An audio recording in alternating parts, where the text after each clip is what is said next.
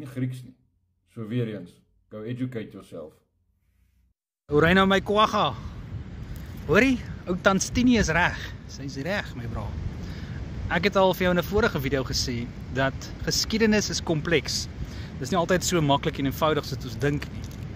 So 300 jaar voor Christus, min of meer, het Alexander die Grote meeste van daai area oorgevat. Israel, Judea en Egipte en Noord-Afrika. En na sy dood was daai areas opgedeel vir verskillende leiers. En omtrent so 250 jaar voor Christus het 'n Egiptiese leier gegaan na die Israeliete toe. En hy het vir die Israeliete gevra, vertaal vir my die Torah in Grieks, want Grieks was die algemene taal as gevolg van wat die Grieke en die Romeine gedoen het. En hulle het gegaan, die legende sê, 7 van elke stam het gegaan en hulle het die Torah vertaal. En dit is die Septuagint. Nou, spring na Jesus se tyd toe, Yeshua se tyd. Die Tweede Tempel het wel Hebreëse tekste gehad. Hulle het wel die Hebreëus gebruik as liturgie en in gebede, maar Hebreëus het vir all common practices was dit besig om uit te sterf. Hulle het Aramees gepraat, hulle het Grieks gepraat soos wat ek en jy vandag Engels praat in die markplein. En toe die Romeine die Tweede Tempel vernietig het, hulle al daai tekste vernietig. Al daai tekste was vernietig. Hebreëus het toe uitgesterf en Hebreëus het weer herlewing gekry heel wat later in die 1700s. Dit is baie ingewikkeld.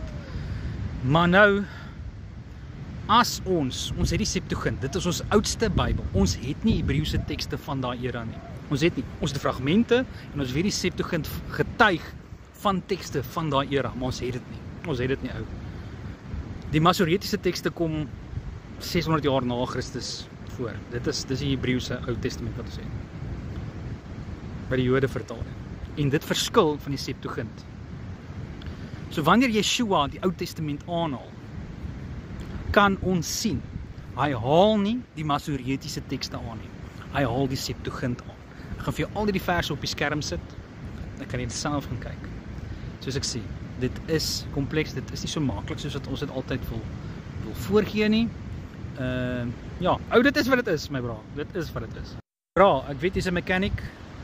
Dit is goed dat jy die woord studeer, maar check maar net eers 'n bietjie jou feite voor jy mense net gaan. Dit is kompleks, my ou. Spaar 'n bietjie jou geld, né? Fix baie turbos. Dan kom kuier jy vir myn Adrian hier by die lekker see. Wat sê jy?